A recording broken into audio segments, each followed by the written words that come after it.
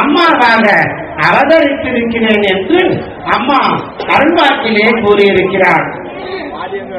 மகனே, உனக்கு என்ன கிடைக்க விரும்புகிறாயோ மருவத்தூர் மண்ணல என்கிட்ட வந்து நீ பெற்று செல்லலாம்.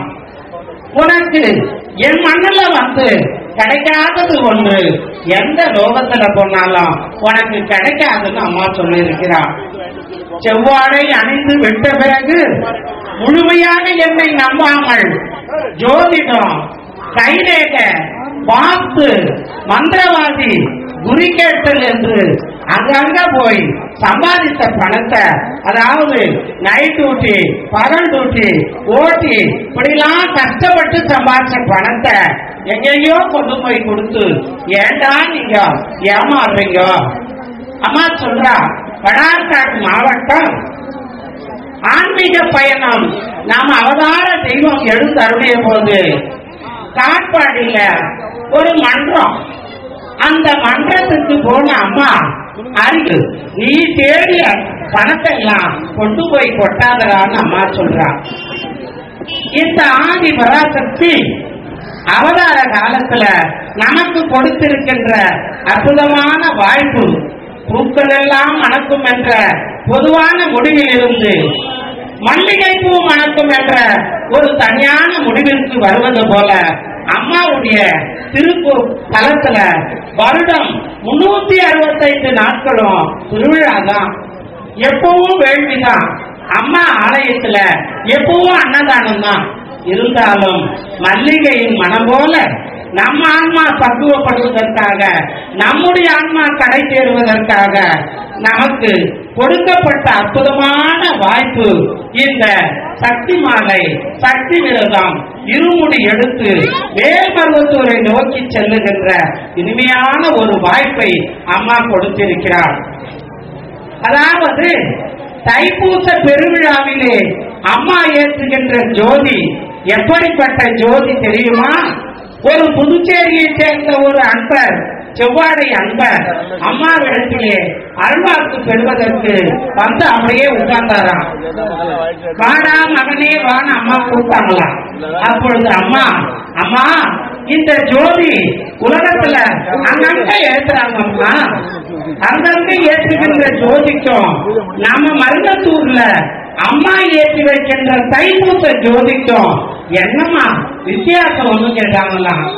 அதுக்கு அம்மா, மகனே ராமஜோதி, சோமஜோதி, பானஜோதி, ஞானஜோதி, மாகஜோதி, யாகஜோதி, பாதஜோதி, நாதஜோதி, ஏமஜோதி, வியோமஜோதி, ஏழு ஜோதி, வீரு ஜோதி, ஏக ஜோதி என்று 13 வகையான ஜோதிகள் இருக்கிறதா மகனே. என் பாலகன் அருள் திரு அடிகளார் ஆன்மீக குருவரான் ஏற்றி வைக்கின்ற தைப்பூச ஜோதி ஏக ஜோதிதான் மகனேன்னு அம்மா சொன்னாலாம். இந்த பரம்பொருளான ஆதி பராசக்தி என்னுடைய உருவங்கள் அணு, ஜோதி, சித்தர், குழந்தை, பாம்பு என்று சொல்லுகிறார். இறைவன் ஜோதி வடிவாக இருக்கிறான். இதைத்தான் மாணிக்க வாசகர் சோதியே சுடரே சூழ்வழி விளக்கே என்று சொன்னார்.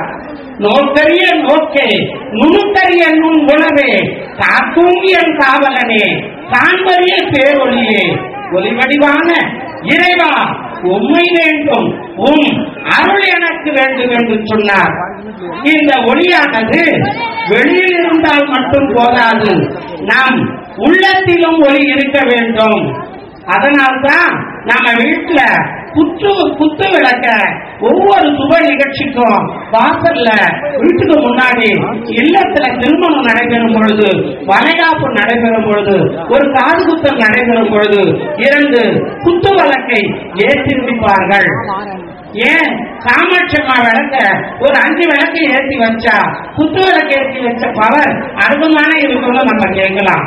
அதாவது குத்து விளக்கு எப்படி மேல் நோக்கி இருக்கிறதோ அதுபோல இந்த வீட்டில் நடைபெறும் ஒவ்வொரு நிகழ்ச்சியும் நல்லா மேல் நோக்கி வளரும் என்பதற்கு குத்து விளக்க முதல்ல வைப்பார்கள்.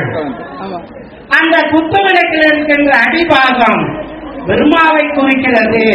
நீண்ட தண்டு பாகம் விஷ்ணுவை குறிக்கிறது. எண்ணெய் ஊற்றுகின்ற சின்னம் போல இருக்கிற அந்த பகுதி சிவனை குறிக்கிறது. பிரம்மா, விஷ்ணு, சிவன், ருத்ரன், சதாசிவன் என்று ஐவருக்கும் 5 முகங்கள் திரிபோட்டு எண்ணெய் ஊற்றி ஏற்றம். பெண்களிடத்திலே அன்பு, அறிவு, பொறுமை, நிதானம், சமயோதிதம் என்று சொல்லக்கூடிய 5 நற்பண்புகள், 5 நல்ல குணங்கள் இருக்க வேண்டும் என்பதற்காக 5 முகம், 5 திரி.